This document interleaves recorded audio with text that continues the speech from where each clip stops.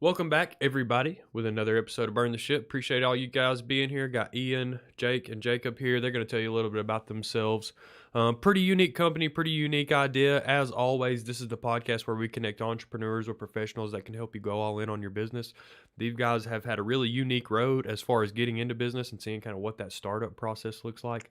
So can't wait to hear their story and kind of tell us what to look out for as you're going through something like that.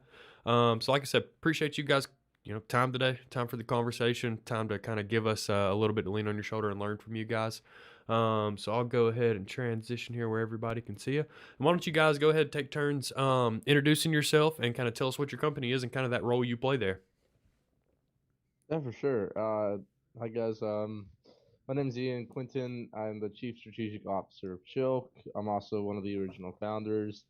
My position is kind of like seeing the ideal way of where Chilk will progress, and I also work with a lot of business development, with strategies and working with B2Bs, B2Cs, getting events, and working with a lot of networking and connections.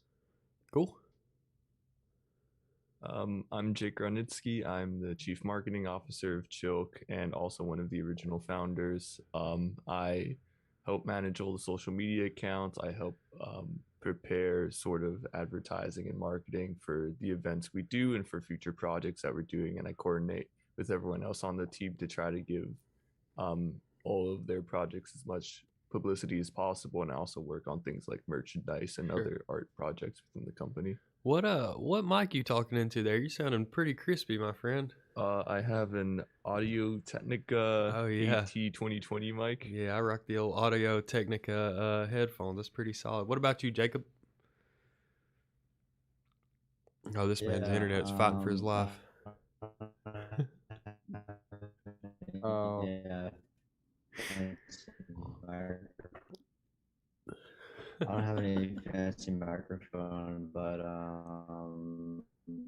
I think he's lagging, unless it's just I'm me. the No, he's lagging like hell. Shoot.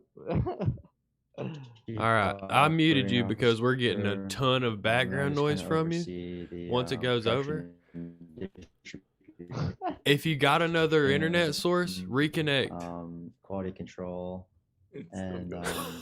yeah, is my connection really Yeah, it's really bad. bad?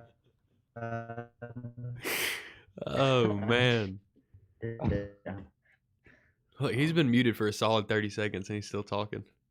Yeah, he's trying to He's figure it out. ungovernable.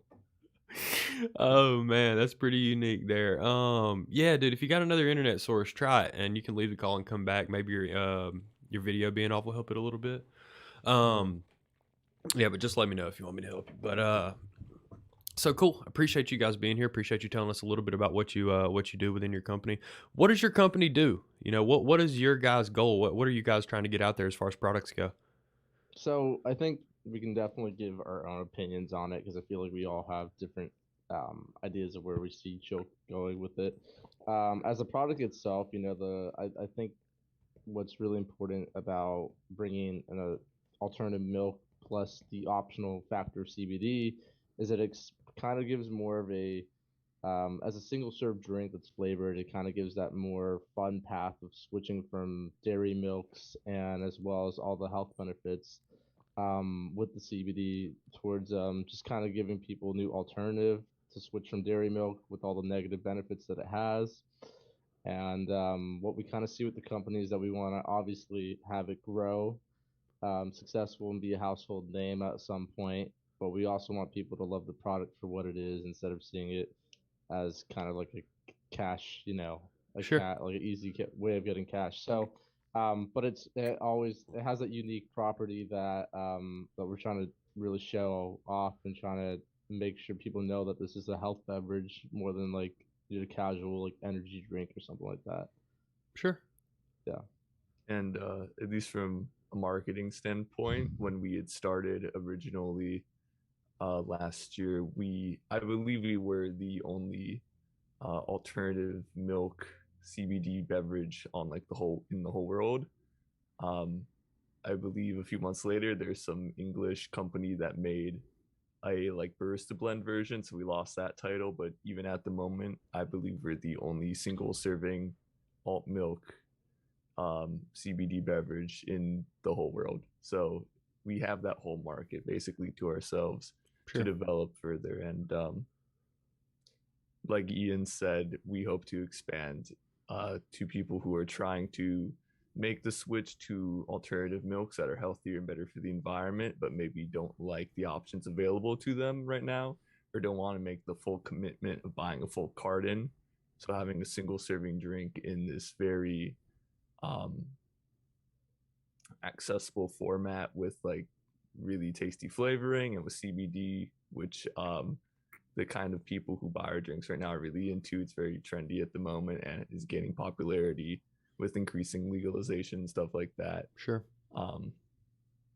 It's what we think is the way forward for the beverage industry, especially in the CBD beverage industry specifically. Sure. So tell me this, like, and I want to know kind of the difference between the perception East Coast versus West Coast as well, because like East Coast, we have no legalized marijuana. We don't really everybody knows, like, you know, buy your weed from a drug dealer, go smoke it in your house. Like, that's kind of all we get. So the CBD market has kind of struggled because of that. Like, nobody really knows what you're getting, and everybody's like only understanding kind of the health benefit before the last few years has been, can I get high? So like, explain to me what the like the understanding of CB is out there on your, are people only looking at this as kind of the health benefit thing? Because I feel like it's something that a lot of people don't really understand, you know, at least on our side of the United States. I'm not sure if that's something where people are kind of more affluent to on your side. Sure. Ian, can I take this one, or you want to take it? Yeah, you can go. I'll talk after. Sure. So yeah, it's definitely a bit of a patchwork for the kind of like knowledge people have going into it. And even when I had joined originally, I was even at that moment a little bit confused and had some misconceptions I had to clear up. So the main difference is that the chemical compounds that go into it, THC is more comparable to like being a drug in a sense. It has psychoactive effects. It will get you high. CBD doesn't have those effects. It just has more calming. It has all like the calming and physically restorative effects with none of the psychoactive high that people typically associate with drugs. And so in terms of it being related to that, it's really not super close. To even feel something similar, you'd probably have to consume like several grams of CBD oil, which is pretty, it's a pretty solid amount. Like, this a lot. Oh yeah. You're gonna like drink 4 mouthfuls of pure CBD. Yeah, I don't know, something like that probably. But I think with a lot of the products that are out there, it's sort of either advertising to people who see it as a drug or looking for drug adjacent products, which is fine. It's its own market, but that's not really what we're doing. And so we want to advertise more to people that beyond that, it's more than like a drug product. It's not that, it's a health product. Because if you go into the studies, and we're still pretty early into the whole like academic aspect of studying this, but there are plenty of studies, at least so far, that support a lot of health benefits related to it. And so we want to introduce people to this product in a way that sort of plays into something they're already really familiar with, which is milk. Sure. Like, everyone's drinking milk. Everyone's familiar with some kind of milk product. And so we put it in this very palpable product, and then try to relate to them the health benefits. And so even if it's like you're on the East Coast or the West Coast, there's still a lot of misconception going either way. It doesn't really matter if it's legal in one state or not. People are still going to misconceive it. Sure. Because some people only look at these things at a surface level. They don't really dive into it into an academic sense. And so we kind of want to do that work for them and just be like, don't worry, we researched it ourselves. We know like it'll be healthy for you to drink it, and we want to put it in a healthy drink, so you're not losing out on like, oh, I have the CBD but it's full of tons of sugar, because we don't do that. Right. And so we're sort of doing the like heavy lifting of looking into it ourselves and then putting it in a way that's healthy for everybody. Sure. Ian, did you want to add to that? I have another question as well, but Yeah. I mean, yeah, I'll add on really shortly. So just what Jake said is pretty accurate with a lot of the things I was also thinking. Just to give a little bit of an insight, just CBD's completely still in the whole controversial aspect. There's a very controversial side of it, but we do have we have our own PhD CEO who pretty much could tell you all about it. But the thing is, with it, I wanted to add on to it. What's working well with us with the CBD market is kind of the way we market towards is mostly towards athletes and college students. These are two people who are struggling from stress due to like finals or just tests or constant hours working in school. And athletes drink it because it's a very good restoration for your muscles. It has the it has antioxidants. It has different types of really good anti properties that are helping people with either its skin, it's helping them with skin, health overall, inflammation, um, etc. And so, the market really works with it, and I think we can also really help with kind of making CBD make people more aware of how beneficial it is because it's again it's not a psychoactive, so it can't impair you. It only gives you somewhat of like feelings sure. towards that. Yeah.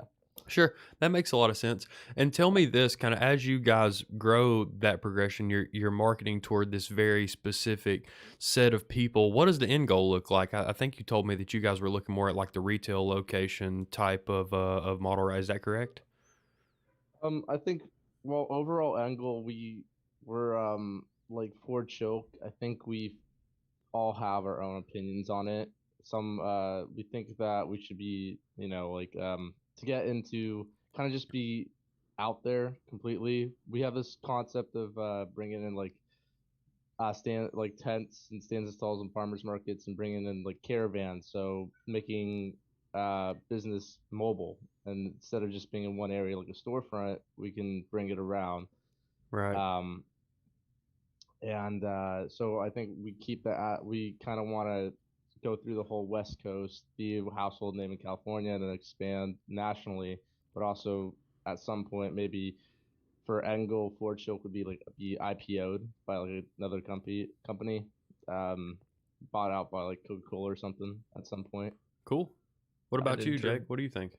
yeah, and in terms of outreach to the people we'd like to reach, going towards the end goal, uh, the way we see it is at least this industry's it's a little bit of like a new thing. There's not too many drinks out there, like CBD related drinks out there, and it's kind of like a wild west in a sense. Like a lot of people are doing a lot of different things. You have CBD sparkling water and CBD juice and soda, and I'm pretty sure there's like CBD alcohol products.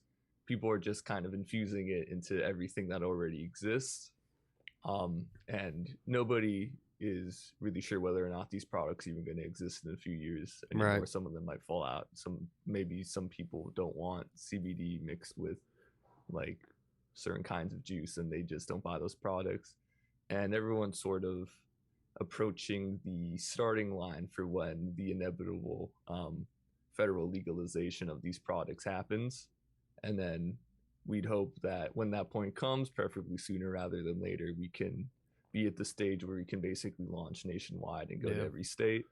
And of course, there are other countries in South America, in Europe. I believe Taiwan just really recently legalized CBD products. And then if it's profitable abroad, if it's something that people want abroad, then we'd like to be, if we're at that stage, to be one of the first like international Sure. well-known CBD beverage companies. So you guys are kind of prepped to be first to market there. That's actually a Yeah. perfect transition to what I was gonna kind of ask about, because I have a pretty good understanding of your product and kind of where you're going, because I've seen these products that have kind of taken this path, work. So tell me this, like, what is it taking your product kind of out of the equation? What has that startup journey been like? Like, so you guys kind of came up with this business plan, and then what was it, like a pitch competition that you guys were in, something like that kind of led to your first round of funding? Tell me that story, and then kind of where you guys progressed from there. Yeah. So when we talked on the phone originally, you know, Jake and I were kind of brought in a little afterwards when the company was actually made. Chilk, Chilk became a company in November 2020, and were brought in kind of around officially around March, but more as an actual founder and somebody who was we were gonna be part of the team and building what we see the company's vision to be. And so I think a really big thing that set us up was, we were like any local startup, having you make the product, you sell it at a place, you get it maybe in a couple cafes, you bring it to a farmer's market.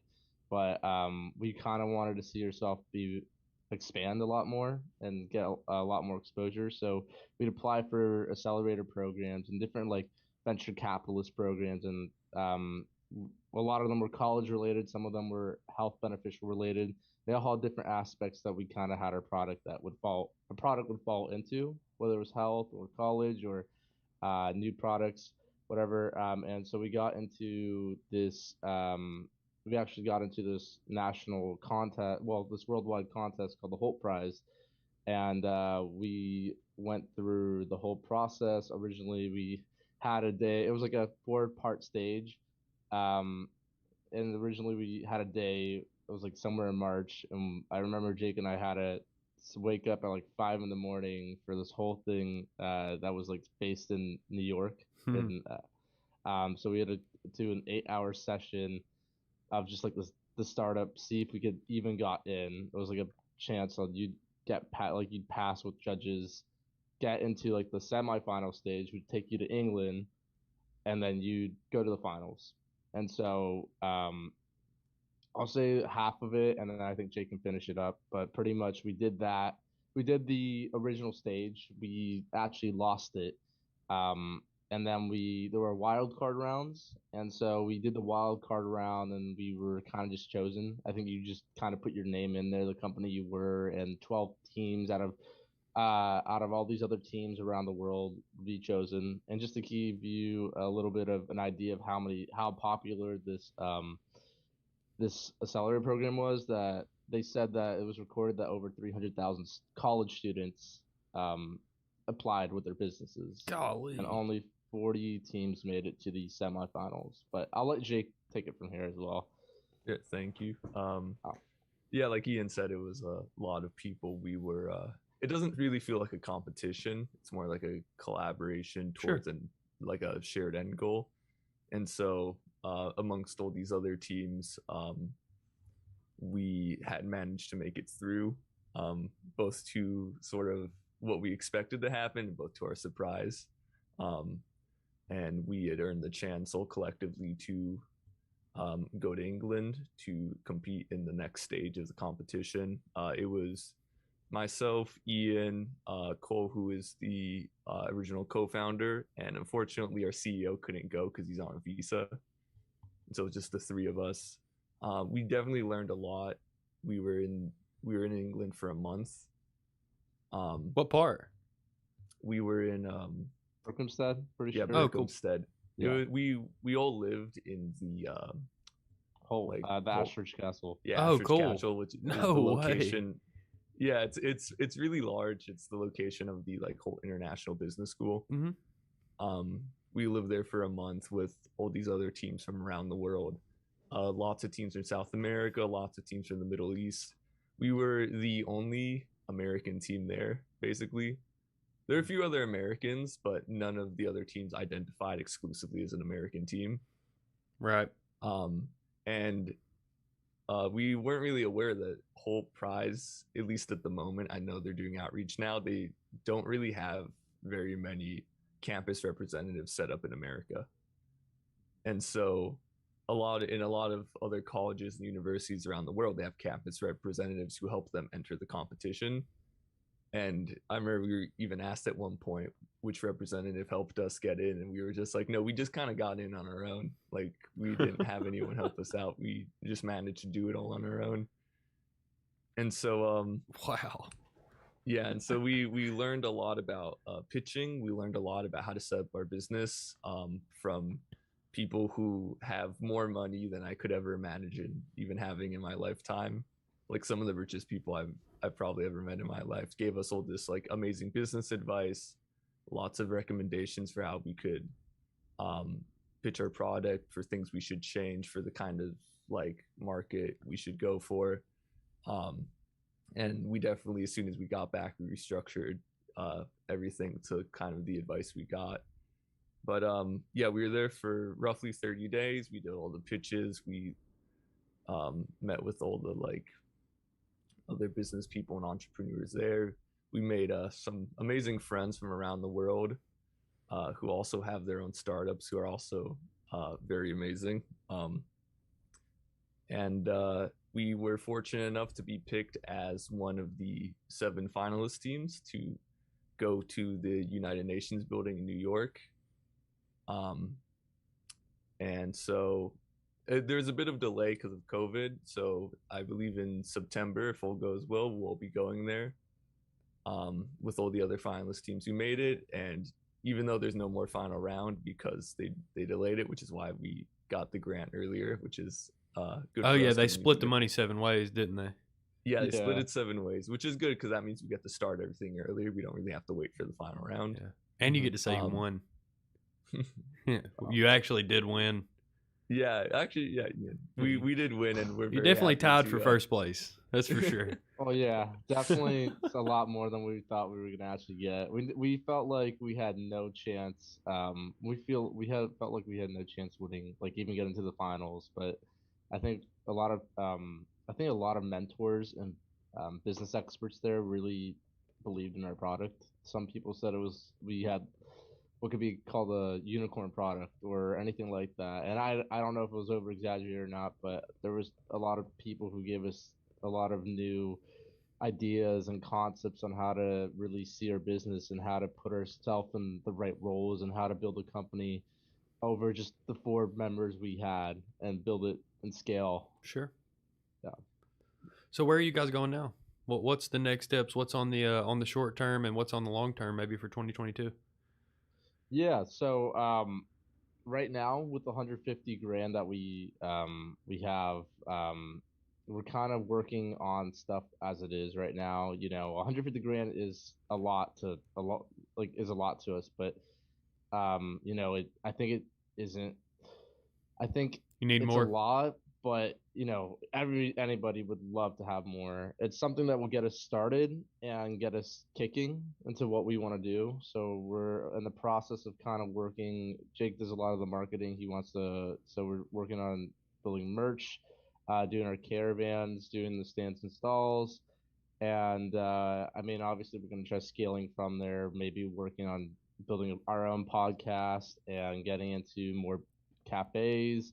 And just at some point, if it becomes extremely successful, we'd want to have our own storefront at some point Sure. as well. Are you guys manufacturing right now?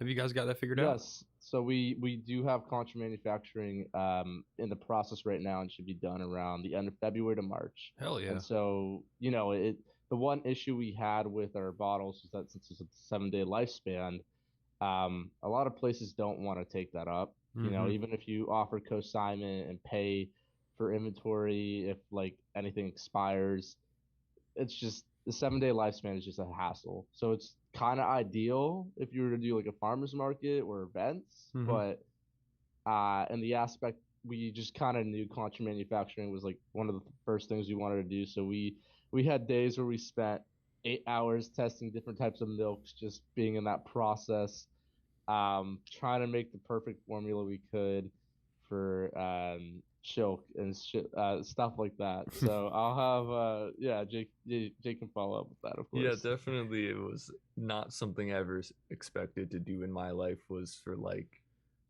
I mean, I wasn't even there for all the days, but for like two or 3 days, literally just sitting in a room for 8 hours, just drinking milk all day, just drinking different telling them if it's too sweet, if it's not thick enough, whatever. And then they leave for 30 minutes, they come back and you drink milk again and you give pointers. It's definitely an odd experience, but it's kind of fun being able to work with these people, and especially they have a we went to our partner helping with us with it is Drink Labs, and they have a shelf in their facility that's all the other drinks they've worked with, and there's actually other CBD drinks there, and it was just sort of it's an odd experience to sort of know you're sitting in the same room that all these other drinks, a lot of them that we actually recognized, Right. had sat in that same room, done the same thing, just drinking all day and giving recommendations back. And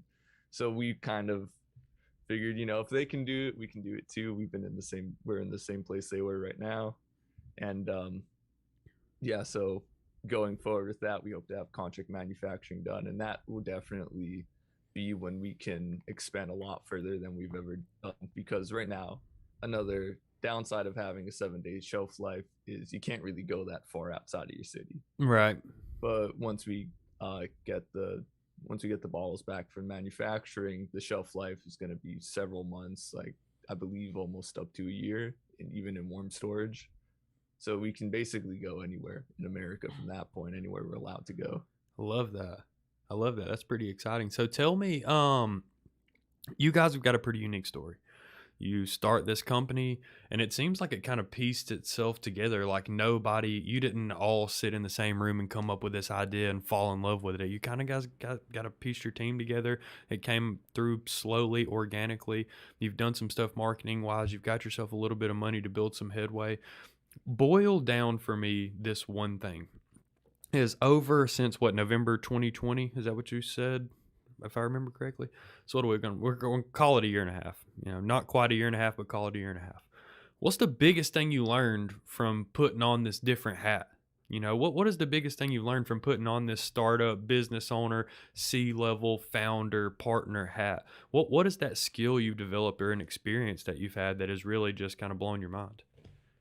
Yeah, so I just want to mention this on the side. I think Jacob might try talking again. We can see how Cool. good his mic is. Yeah, Yeah. hit us with it. I'm excited. Yeah, I mean, does it sound better or? It does. Yeah, Try to kill it's your fine. video. Your voice sounds fine. If you kill your video, I think we're gonna hear you perfect. Okay, So- yeah. All right, I'll let you go. Yeah. Oh yeah, I love yeah, that. You but sound great. Now we can all go. Which is great. Nice. So yeah, I'll keep it pretty short. So for me, I think I used to run my own nonprofit business. I will say quote unquote because there was nothing ever official, but I was able to amass a very big following on a third party platform, and I worked with indie developers and such, and I kind of already formulated how to kind of like position people and run certain things and kind of network already. But I think a very big thing is that from doing something online where you amass 50,000 like community members to doing something in person, I've learned a lot more how much time, effort, dedication it actually takes. There's something that someone, our CEO told me, he said, some people are inventors, some people are engineers. So it was, I kind of gave me the aspect that maybe I am that engineer, that I can bring my new concepts and ideas into Chilk and kind of see where it will go.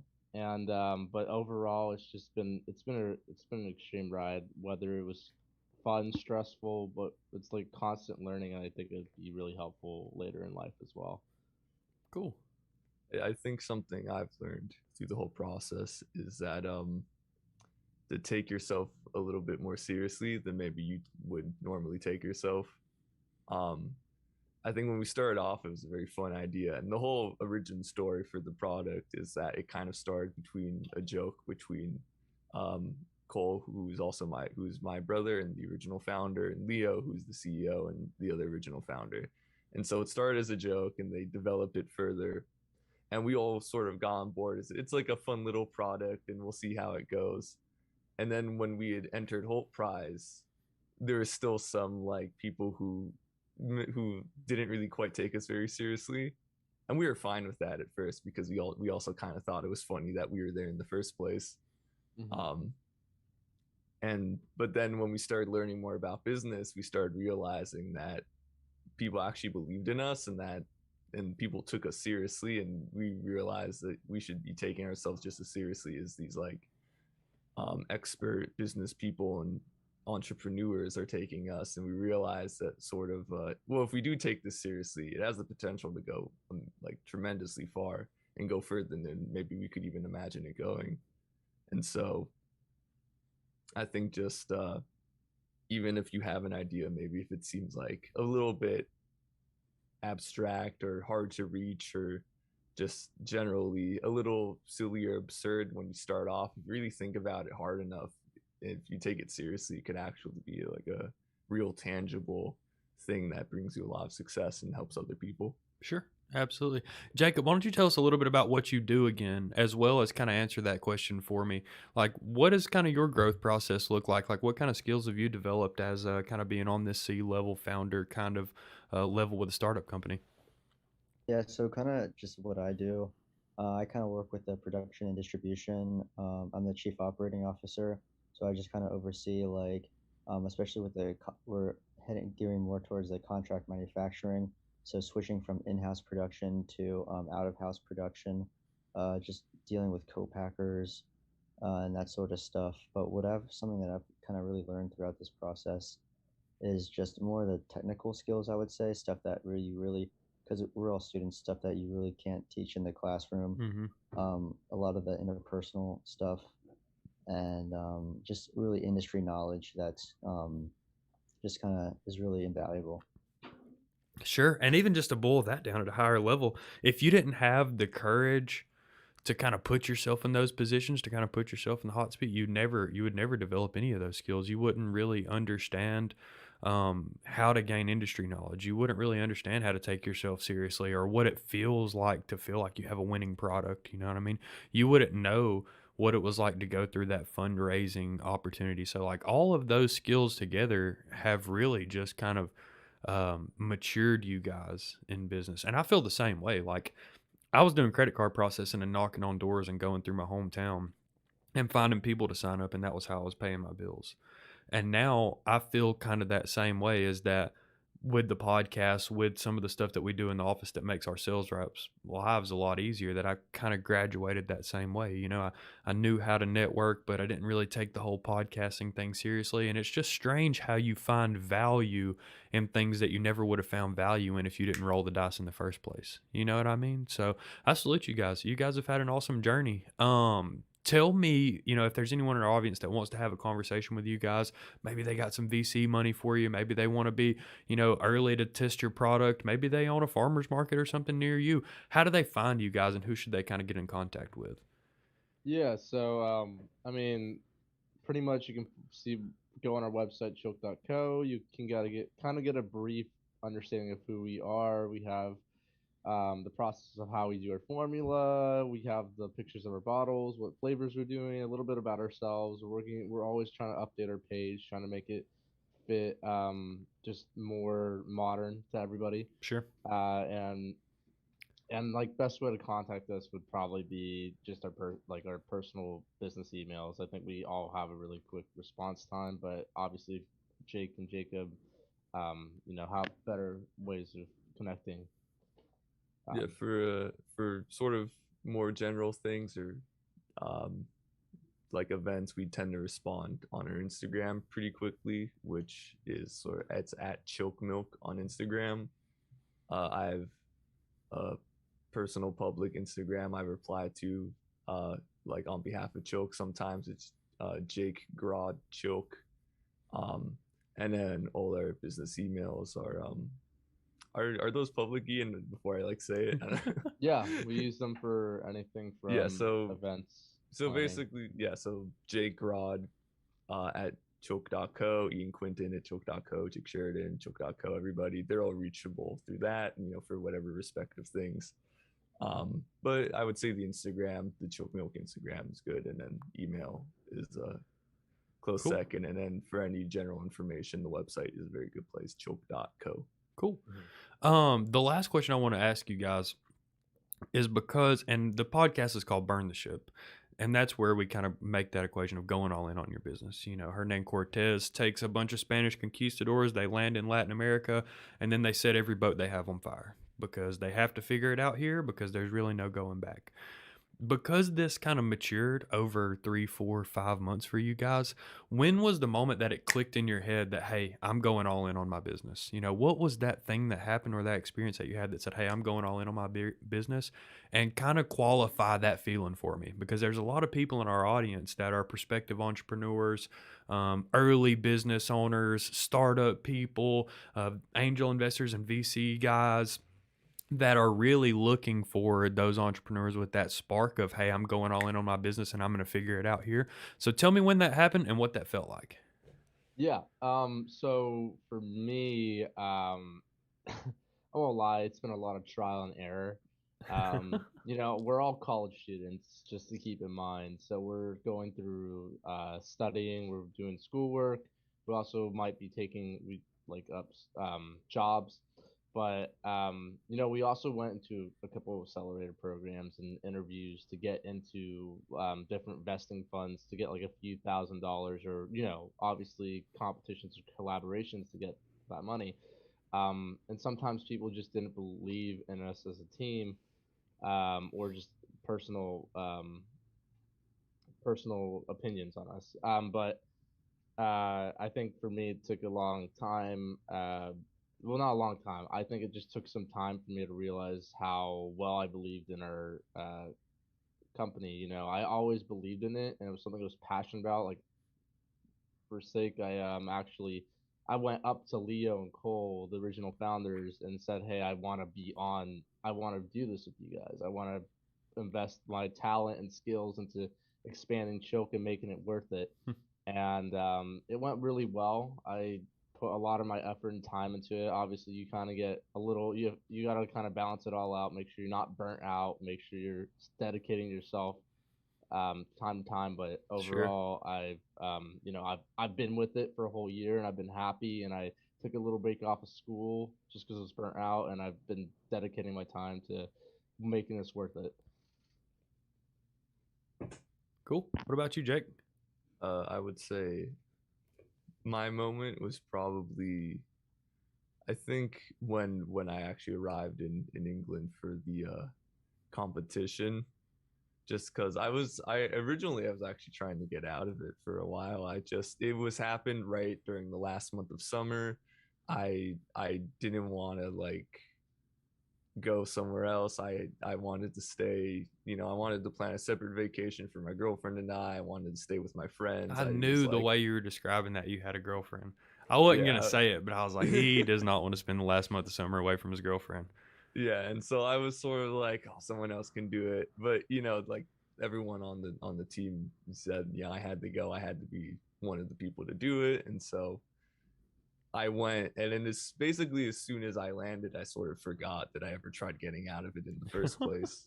Um, Oh yeah. and yeah, I had to, and I was I actually arrived by myself. Everyone else didn't arrive until the next day. And so I was just sort of alone taking in like everything with the other teams there. And then it sort of hits you like all the spectacle, I guess, of that I was lucky enough to actually even be in a position in the first place to be invited to this this very old like castle estate with tons of history behind it, to be a part of this competition with all these other people from around the world. And I think realizing the interpersonal aspects, that like it's not just you alone in your startup with your team, but there's other startups from all around the world doing the exact same thing, going through the exact same struggles, like having the exact same unknowns that they're dealing with, who all really want the same thing. And all those people I was with just wanted to help the world in some way, just the same way we did. They just had a different way of doing it. Right. And you got around so a big group of problem solvers and realized that there's a lot of problems to be solved, huh? Yeah, it sort of helps. It helped me sort of realize. I was like, oh, you know what, like this is what I should be doing. Like I do want to be doing this. And since then I've felt like I really wanted to stick with it and keep pushing it as far as it can go. Wow, that's actually a really cool story. What about you, Jacob? Yeah, I mean, for me, I joined the team a little bit after Ian and Jake did, around the time of the semifinals of the whole prize. So for me, the kind of moment that clicked was, I just kind of perceived it as, it's one thing to kind of, test the waters of a startup company, sell a few hundred, even a few thousand bottles locally.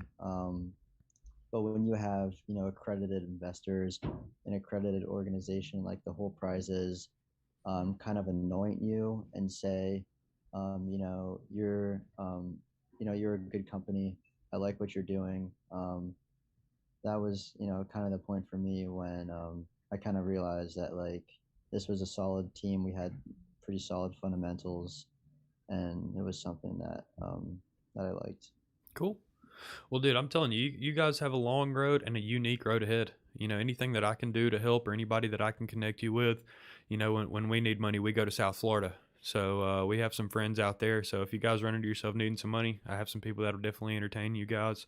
I actually have a couple of friends that have thrown some money into like the actual marijuana space, some seed to sell software, things like that. So I have some connections. A hop skipping away from what you guys are doing. So hopefully I can bring some value to you guys. But I think you guys are cool.